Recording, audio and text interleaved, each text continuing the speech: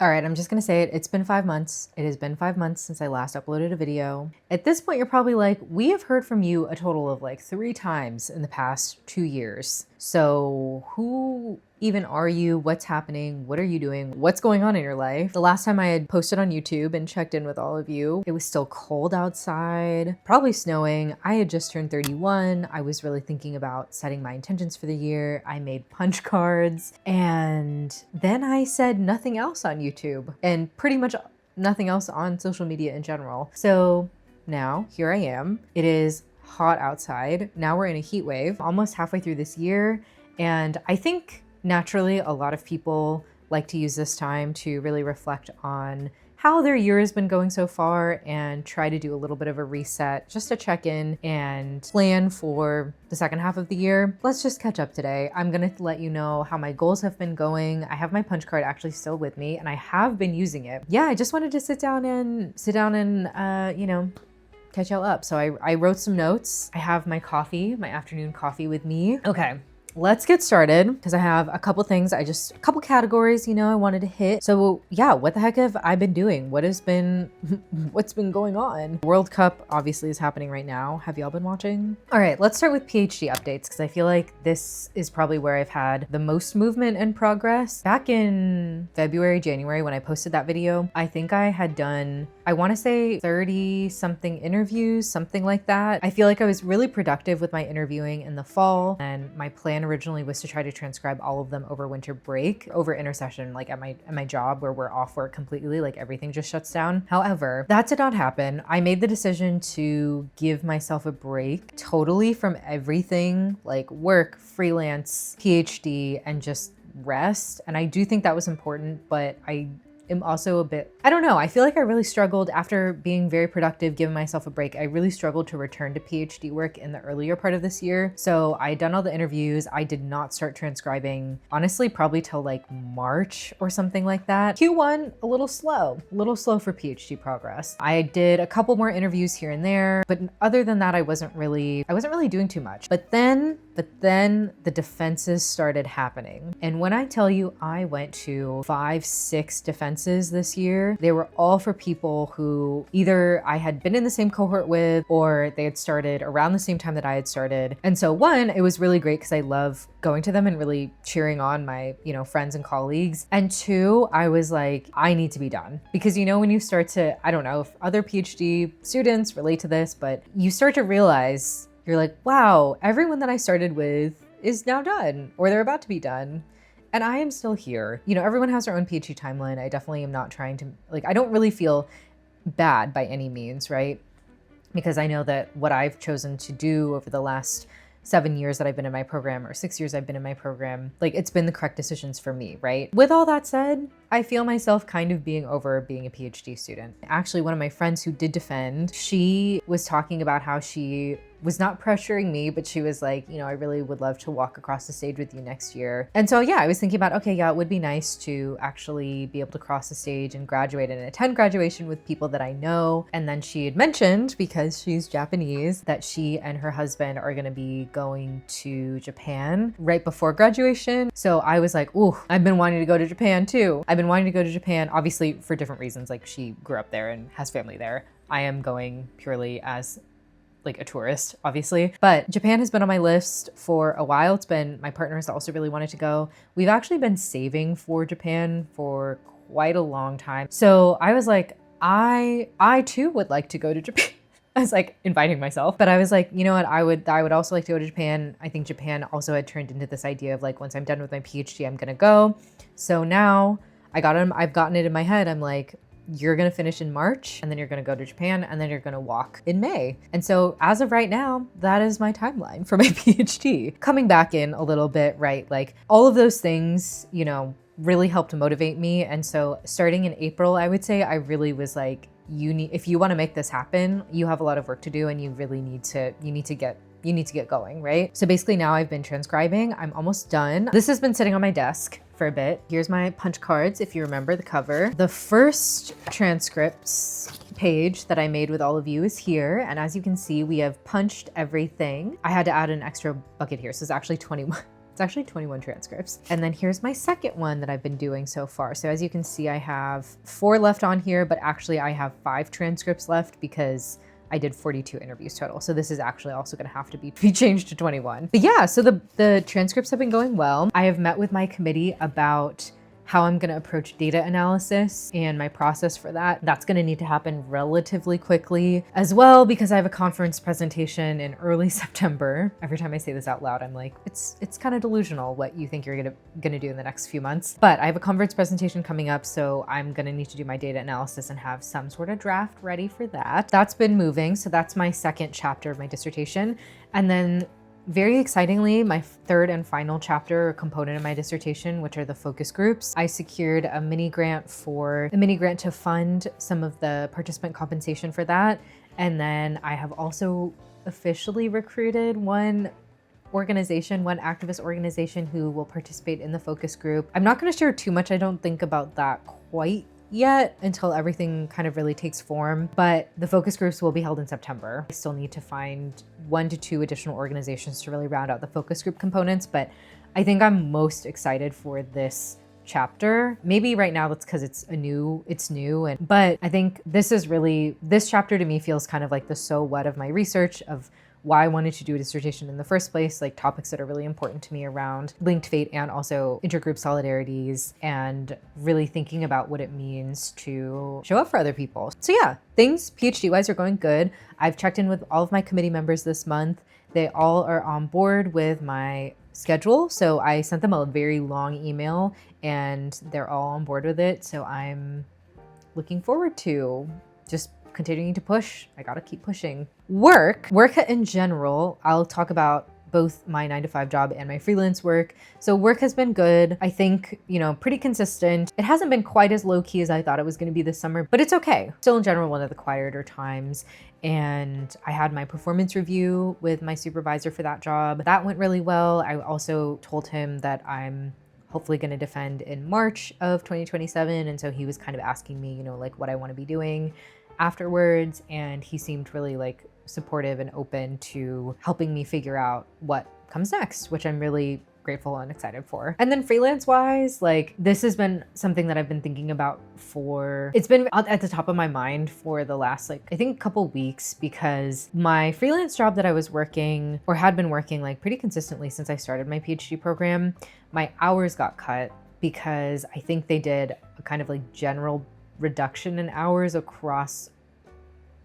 and budget, I think across like a lot of the contractors. So it wasn't just me. I would say it's a relatively significant reduction, but it's nothing, thankfully, that's like so drastic that I'm going to have to scramble financially, I guess. Like I'm still in a very privileged position financially. I don't think my life will like really change like a whole lot. So I'm just gonna have to adjust some of my saving and spending goals to account for the decreased amount, and that's okay. I also actually started another freelance job, which is relatively low key, and that has been, I think that's been good too, because it's a different type of work. It's just helping me really think about, what role do I want freelance to play in my life, especially after I finish my PhD program? Like, what does that look like? How do I continue to build that out? And so these have all been good. It's been ultimately a good thing because it's made me realize I need to find a higher paying, I mean, I feel like I sound like everyone, right? How do I get paid more? But it was just making me realize like I was being a little bit too dependent on my freelance income, and I need to actually, adjust that and increase my kind of quote unquote base pay at my 9-to-5 job, which hopefully will happen after I finish my PhD. If that doesn't, that will be truly tragic. So next thing related to this, my project management grad cert. I don't remember, I think I probably talked about this, or I was planning on talking about it or showing it in the vlog that I edited and then accidentally deleted right as I was gonna export it and upload it, so it never made it to YouTube. Since fall 2025, I've been taking project management classes. I've taken 2 now. I took basically the kind of introduction to project management class along with a co-requisite lab. In the spring, I did project management communication technologies, something like that. And so I've taken 2 classes so far. And finally, I applied to the actual graduate certificate in project management program, was accepted. I need to take 2 more classes to get the graduate certificate. So I'm going to take 1 more in fall of 2026. I think I'm in project risk is what I've enrolled in. And then my plan is to take a break from classes in spring of 2027 because I'm anticipating that is going to be a lot of dissertation defense prep and stuff like that. So I really just don't want to try to overschedule myself. So I'll take my final class summer probably of 2027, finish the graduate certificate, and then my hope is that I'll take the PMP exam sometime in 2027, whether that is the summer or the fall or something like that, so that I can hopefully be PMP certified next year. So in future videos, if you ever hear me talking about like classes or I have to go to class, it's not for my PhD, it's for my project management grad cert. So that was all like the kind of boring stuff. Life in general has been, I think, pretty good. A little bit of ups and downs just with my mom's health, but overall feeling okay. I have resumed trying to travel more. So much of my travel is usually centered around my friends and like seeing my friends. So I don't know. I was like, I want to see some people I haven't seen in like a year and a half. March, I went to Houston and I went to the rodeo for the first time, which it was definitely an experience. Wow.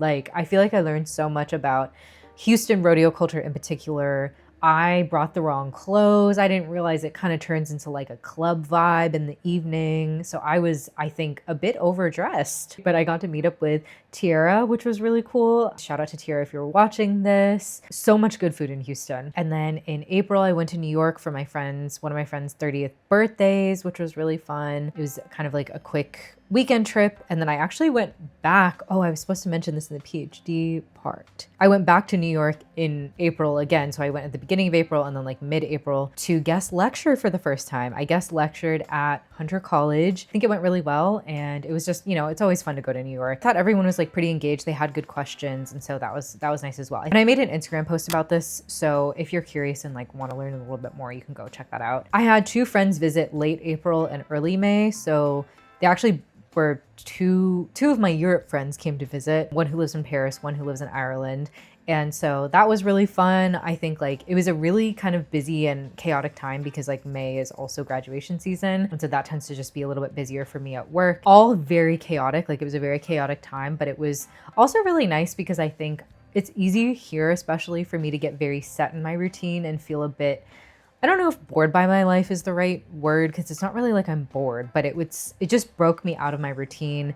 And we went to a Red Sox game, we went out to dinner, tried new restaurants, things like that. In early June, I went to Chicago to celebrate Kaylin's 30th birthday. So that was really fun. And I hadn't seen her in a minute. So yeah, I really enjoyed celebrating her and also meeting more of her Chicago friends. Everyone was so nice. Also, I got to try this really good boba while I was there.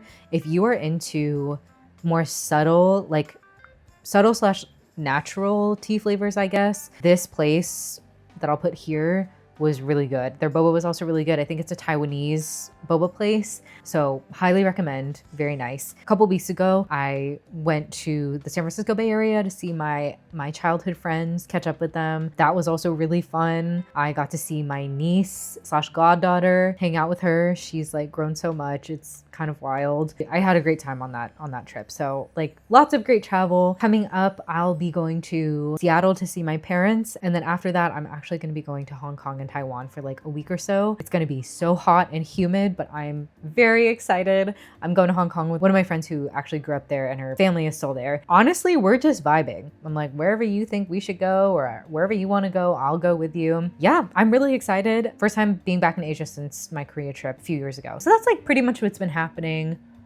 Let me see what else I had on my punch cards. Let me start with running, I guess, like fitness. So I feel like I've been doing a pretty good job keeping up with my fitness. I've gotten back into my lifting, which has been really good. I think I've really hit a good balance and a good stride with my weightlifting, my running, and Pilates. Those 3 pillars feel good. And I made I had my little running punch card. And so I've done a 5K and a 10K. I haven't actually, these were not like official races, but I ran them I just ran them myself outside. This half marathon though, I have signed up for. I'm gonna run it again with my friend and we are gonna be in Lowell this time. Yeah, running has been good. My mile time has come down a little bit, but again, I'm trying not to like fixate too much on like the numbers and things like that. Reading has been kind of a struggle, but I have kept up with my very low reading goal of 4 books this year. So I read 1 book in quarter 1, 1 book in quarter 2. The book that I want to read for Q3 is The Latinos of Asia by Anthony Ocampo. I actually just looked. It's not available at my university where I'm getting my PhD. It's not available at that library. Like, they have it as an online ebook situation or whatever, but I want the physical book. So I'm gonna look and see if my work has it. If my work doesn't have it, I'll look at my local library. Usually I'm covered. Between the 3 libraries, I'm usually covered, but we'll see. Date nights have also been going very well. My partner and I have gone on a date every single month so far. Yeah, we've done some cool stuff. We've gone to the MFA. I finally went to the MFA for the first time, the Museum of Fine Arts. I've lived in Boston for 10 plus years. I've never been to the MFA, which is honestly kind of embarrassing. I've also never been to the Isabella Stewart Gardner Museum, which I probably should have also done that by now. He thought it would be nice because they were doing this specific kind of special exhibit on quilts in rural China. Yeah, it was a really cool exhibit. Also, quilting looks so hard. This month is our anniversary. This weekend, we're actually gonna go out to eat. Also, because the World Cup is going on, there's some World Cup exhibit that's happening downtown that I think he wants to go to. So we're gonna go to that as well. The one thing I'm so behind on, or just have not been prioritizing, is YouTube. And as you can see, it's so sad. I wanted to do 12 this year, but I've only done 1. But that kind of just gets me to in thinking about the next part of the year, right?